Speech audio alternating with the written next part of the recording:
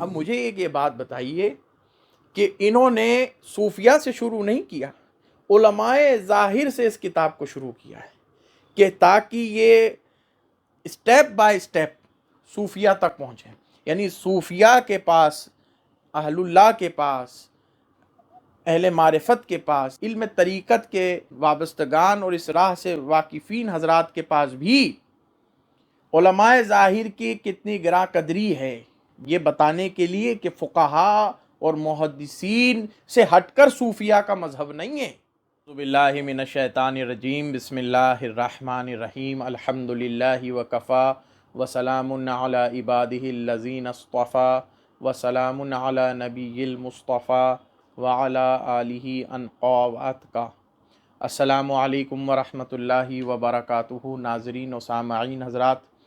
آپ نے پچھلی نشست میں، گزشتہ نشست میں ہماری تصوف کی سیریز میں اصحاب حدیث یعنی محدثین کے حوالے سے امام ابو نصر سراج طوسی رحمۃ اللہ علیہ کی کتاب اللمعہ سے جو باب سماعت فرمایا، بڑا سیر حاصل گفتگو اس میں ہم نے کی کہ اصحاب حدیث کی علم دین کے اندر، علوم اسلامیہ میں کیا ان کی خصوصیات ہیں، ان کے علم و کمالات کی کیا فضیلت ہے، اور ان کا علوم اسلامیہ کے ظاہری روایات میں امت مسلمہ تک پہنچانے کا ان کی کیا خدمات ہیں، تو وہ سب اس میں بیان کی گئیں، جس کی آپ پچھلی نشست کی ہماری گفتگو سماعت فرما سکتے ہیں۔ اور آخری میں باب کے یہ فٹ نوٹ لکھا شیخ طوسی رحمۃ اللہ علیہ نے کہ یہ اصحاب حدیث وہ ہیں کہ جنہوں نے ظاہری روایات دین جو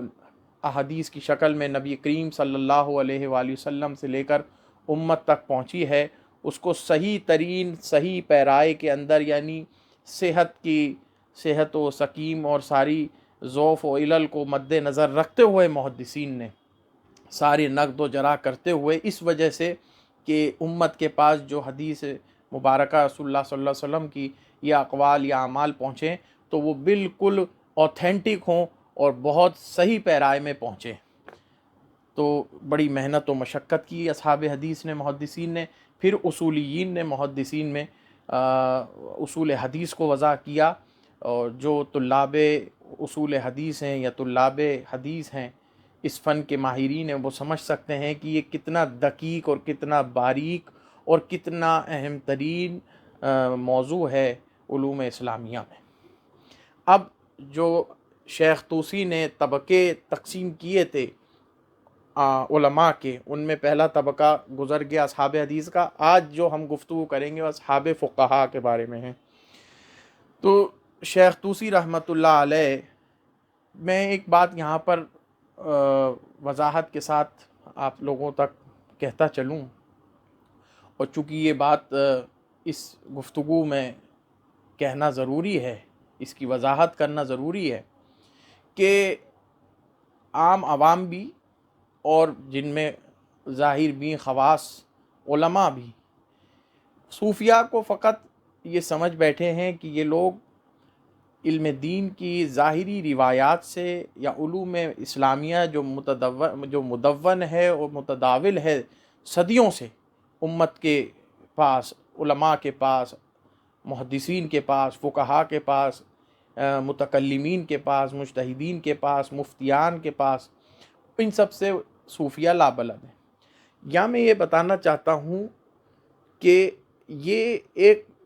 ایسی سوچ ہے جو چند خرافات پسند، ظاہر بین، لا علم اور صوفیہ کے احوال سے بالکل لابلد لوگ ہیں، ان کی طرف سے ہی پروپیگنڈا اور اس طریقے کی بات اور افواہ امت میں پھیلائی گئی ہے۔ جبکہ آپ یہ دیکھیں کہ یہ شیخ ابو نصر سراج طوسی رحمۃ اللہ علیہ کی جو کتاب اللمعہ ہے، یہ ان متقدمین صوفیہ میں سے ہیں، اور یہ ان مصادر تصوف میں سے ہے یہ کتاب کہ جس کو پڑھے پڑھائے بغیر تصوف اسلامی کو نہ سمجھا جا سکتا ہے اور نہ کبھی کسی صدی میں سمجھا گیا ہے۔ یہ مطلب آپ سمجھیے کہ یہ بیسک پرنسپلز، ان کے افکار و نظریات، ان کے تھاٹس، ان کے پرنسپلز، ان کی آئیڈیالوجی، ان کے نظریات، ان کے اصول، ان کے ضوابط، ان کے شرائط صوفیہ کے،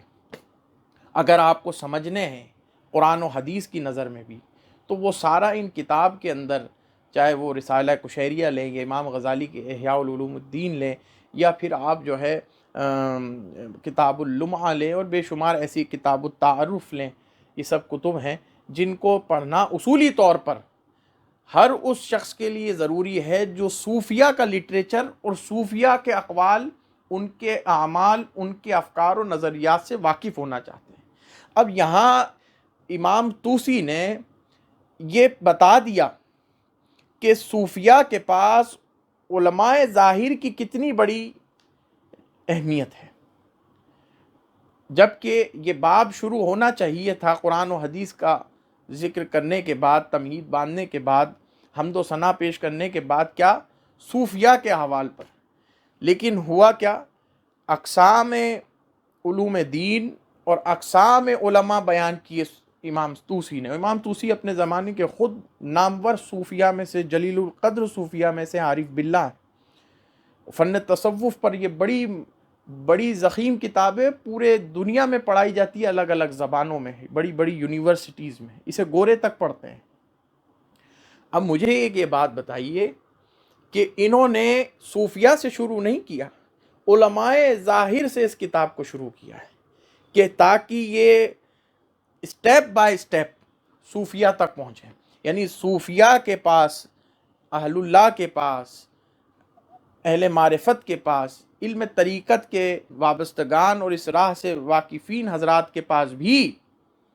علماء ظاہر کی کتنی گراں قدری ہے، یہ بتانے کے لیے کہ فقہاء اور محدثین سے ہٹ کر صوفیہ کا مذہب نہیں ہے۔ محدثین اور فقہاء کی جو تعظیم و تکریم، یعنی علماء دین کی، وہ صوفیہ نے بھی کی ہے۔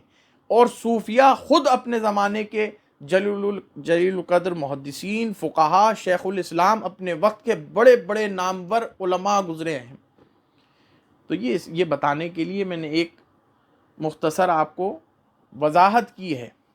اب یہاں فقہاء کے حوالے سے امام طوسی رحمۃ اللہ علیہ فرماتے ہیں، باب و ذکر طبقات الفقہاء و تخصیصہم مما ترسموا به من انواع العلوم۔ طبقات فقہاء اور ان کی تخصیص، ان کی خصوصیت، ان کی اسپیشلائزیشن اور ان کا طریقہ انواع علوم، الگ الگ علوم کے جمع کرنے کا اور اسے وضع کرنے کا۔ فرماتے ہیں قال الشیخ ابو نصر رحمہ اللہ، واما طبقات الفقہاء فانہم فضلوا علی اصحاب الحدیث بقبول علوم اصحاب الحدیث والاتفاق معهم فی معنی علومہم ورسومہم، ثم خصوا بالفهم والاستنباط فی فقہ الحدیث والتعمق بدقیق النظر فی ترتیب الاحکام وحدود الدین واصول الشرع، فبینوا ذلك ومیزوا الناسخ من المنسوخ والاصول من الفروع والخصوص من العموم بالکتاب والسنت والاجماع والقیاس۔ آخر تک پورا ایک دو صفحے کی عبارت ہے، لیکن میں اختصار کرتا ہوں، اس کے بعد آپ کو اس کی تفصیل بیان کرتا ہوں۔ عربی زبان اتنی ہی ہم رکھیں گے، اس کے بعد پھر میں آپ کو تفصیل اردو میں سمجھاؤں گا اس کی، کہ آگے تک امام طوسی نے پورے باب فقہا میں کیا گفتگو کی ہے۔ یہاں امام طوسی یہ توجہ دلا رہے ہیں کہ یہ جو دوسرا درجہ ہے علماء میں فقہا کا، یہ دراصل اصحاب حدیث سے بھی فضیلت رکھنے والا، منزلت رکھنے والا ہے، یعنی محدثین سے بھی بڑا طبقہ۔ اس کی وجہ کیا ہے کہ انہوں نے سب سے پہلے تو اصحاب حدیث، محدثین کے جملہ اصول، ان کے فروع، ان کے شرائط، ان کے ضوابط، ان کے طور و طریق کو قبول کیا، اس رسم کو قبول کیا، اس طریقے کو قبول کیا، پھر اسے پروسیڈ کیا فردر، اس میں ڈیولپمنٹ کیا، اس میں ترقی کی، اور اس علوم حدیث کو اور مستحکم اور مثبت کیا، اس میں استخراج و استنباط احکام دین کیے، اس میں استخراج و استنباط فقہ و فہم روایت کی، اور اس کے بعد جتنی احادیث حدود میں یا احکامات میں، اعمال میں وارد ہوئی ہیں، اس میں غور و فکر کر کے،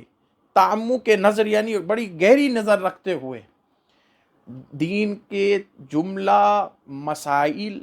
جو روزمرہ کی زندگی سے ریلیٹڈ ہیں ان کا استنباط کیا حدیث نبوی صلی اللہ علیہ وآلہ وسلم سے، اور ان میں ناسخ و منسوخ کو الگ کیا، عام اور خاص کو الگ کیا، اصل و فرع کو الگ کیا، اور جتنی چیزیں جو ایک جگہ جا کر کتاب میں جمع ہو گئی تھیں، مجمل تھی، ان کی تفصیل کی، انہیں مفسر کیا، انہیں محکم کیا، جو چیزیں متشابہ تھیں انہیں محکم کیا، مفسر کیا، جو اور جو احکام دین کی جو مجمل طور پر آئے تھے ان کی علتیں، ان کی علل، ان کی شرائط، ان کے ضوابط، یہ ساری تفقہ فی الدین جسے آپ کہہ سکتے ہیں تفقہ فی الدین حاصل کی، اور احادیث رسول صلی اللہ علیہ وآلہ وسلم سے احکامات کا استخراج کیا۔ یہ سمجھ لیجئے کہ یہ جورسٹ کا پینل ہے، اصحاب فقہا امت اسلامیہ میں جورسٹ کا پینل ہے، ججز ہیں یہ، حدود دین ہوں، اصول شرع ہو یا احکامات دین ہوں، یہ اس باب میں اس فن کے ماہرین ہیں، تو اس وجہ سے یہ اصحاب حدیث پر فضیلت رکھتے ہیں۔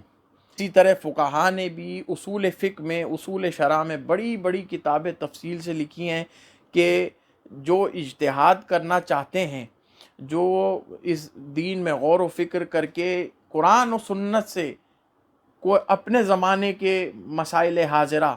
اور اپنے زمانے کے جدید مسائل کا استنباط کرنا چاہتے ہیں، ان کے لیے ایک بڑا ذخیرہ چھوڑ کے گئے کہ وہ اصول وضع کر کے گئے، وہ ایسی علتیں و شرائط